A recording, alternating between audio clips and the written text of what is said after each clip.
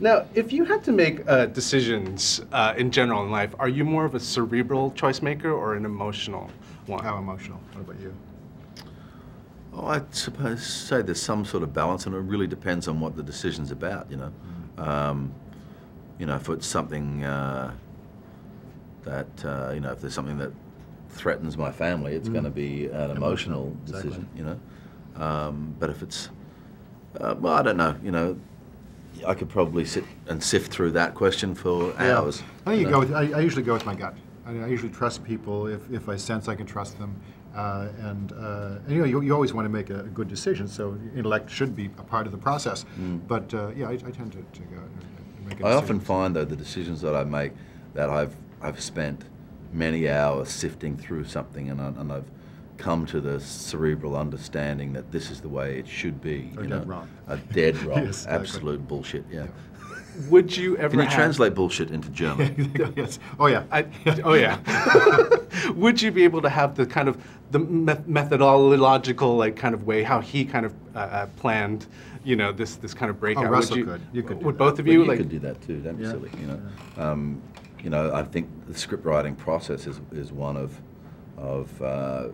grinding certain stones down, right. you know, or finding the diamond. Yep, You know, that's true. So yeah, but your mind really runs to that. You focus on things, and you really break them down very quickly, and you can see this will work and that won't. It was amazing on the set working with you that way. Just you say, oh yeah, that won't work if you do it here. You know, it was so. yeah, you but have that I'm kind of still mind. not breaking you out of prison.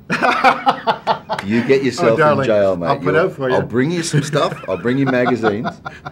But don't go getting yourself in jail Okay, just all right. thinking that I'm going to come and fucking get you out. What I really loved about this film is that even though it's a thriller of sorts, it's actually not a very physical type movie. Like you're not running around with guns or anything. I mean, there is. For the most part. No, there's a lot of tension, but a lot of tension is you're in his head. We're with his dilemma, and that's so it makes it an adult thriller. I think that's what does it. Yeah, it's really driven by love, though, isn't it? This whole storyline is driven by love, and if you get caught up in that as an audience member, then it becomes a very kind of almost an excruciating ride to see where it goes. You know, and it's very easy, I think, to believe in the character right from the beginning of the film because that love is displayed in a very simple way. Yes. You know, and a very natural way. So we don't know if she's innocent, but we know you think that, and so we'll believe you for now, Well, or whether we believe you, we'll empathize with you.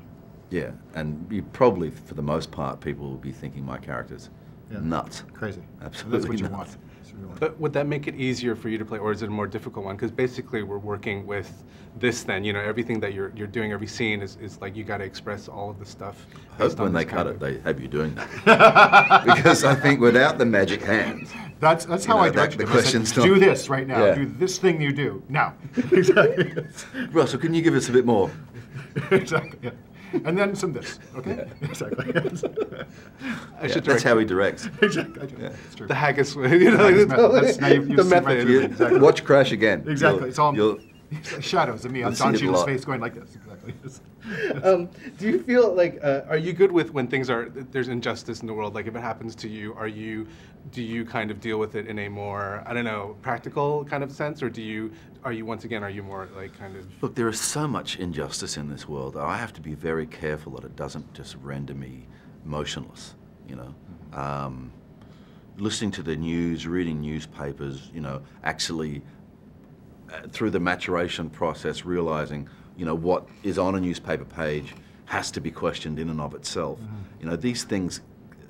There is such a fire inside of me that is bothered by this stuff that if I stop to think about it, I'm not sure that I can move again. So you have to take on the injustice that you can take on, and realize that there is some other injustices that you need to be sacrificed in order for you to keep moving forward. You know, you can help people where you can help them, but that's a big thing. And Russell's become a big supporter of Haiti. And don't start that again. I'm starting that again. Exactly. No, it's just we're supporting a school down there and building a school, and because there's a place where there's a lot of injustice. Poverty at that level is just basically criminal, and so that's why you find folks like this who just walk the walk rather than just talk about it.